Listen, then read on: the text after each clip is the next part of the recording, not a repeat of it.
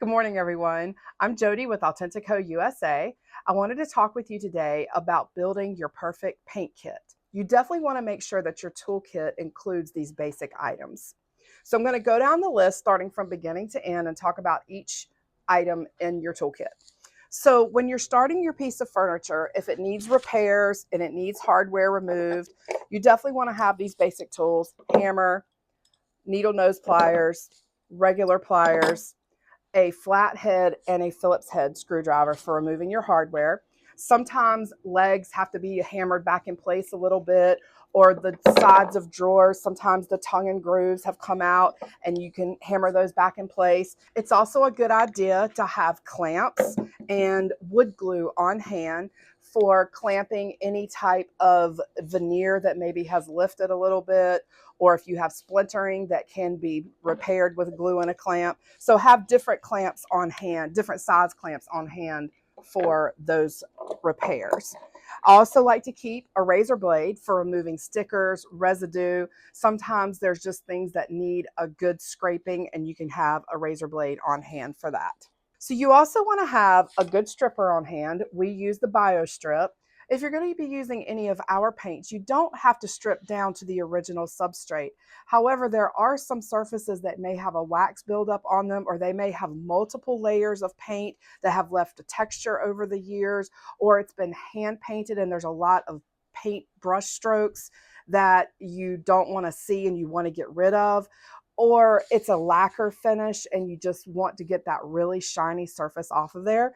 That's where the Bio Strip would come in hand. Very easy to use, and we use a chip brush to apply it. Just follow the instructions on the can.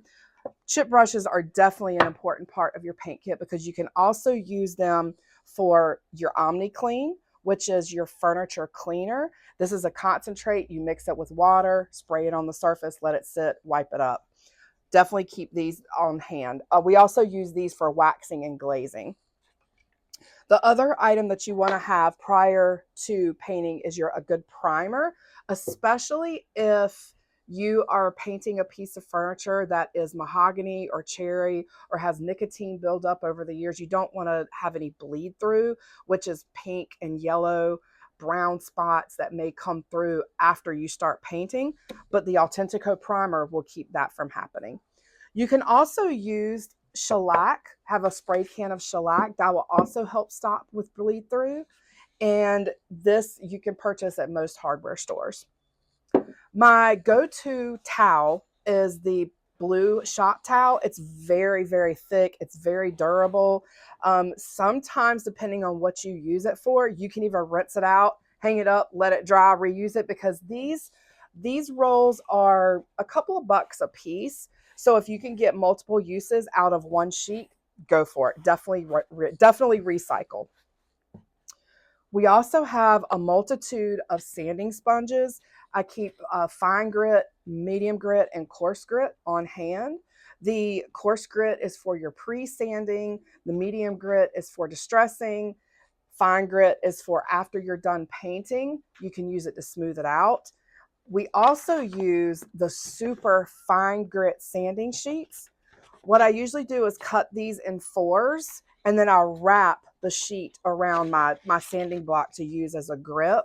We use this on our final coat of paint to really give it a nice, buttery, smooth, soft finish. It helps get out any debris that's also settled on the surface, or if you've got a little drip or run, this will smooth it right out without distressing it. This is 1,000 grit sheet, so it's just too weak to distress it, but it's great for finishing and giving it that buttery feel. So you obviously want to have a paint key for opening up your metal paint cans. We have so many of these because they tend to get lost. I think we probably have about 100 of them around the shop. So if you're working with multiple people in your shop, make sure that you have plenty of those on hand. I think we've even tied some to the table so that they won't get lost, but they're definitely a must-have to have in your toolkit. As far as brushes go, you want to have a multitude of brushes in your kit that can handle a variety of projects. I usually have a 2-inch flat sash and a 2-inch angled sash. The angled sash is perfect for getting into nooks and crannies and small spaces where you need that point. Flat sash is obviously for flat surfaces. The larger the surface, the larger you want your brush to be. This is actually a 2.5-inch here. If I was doing a large tabletop, I would use this to help cover instead of using a smaller brush, which means more brush strokes. I use the artist brushes. I have my own artist brush kit that has a variety of sizes in it. These are perfect for painting legs, getting in really small nooks and crannies, doing hardware, doing touch-ups after the fact. The other thing that I like to have is my little 1-inch utility brush. And I use this for hardware and just little touch-ups. I just like the size of it because it's got the short handle, and you can order these on Amazon.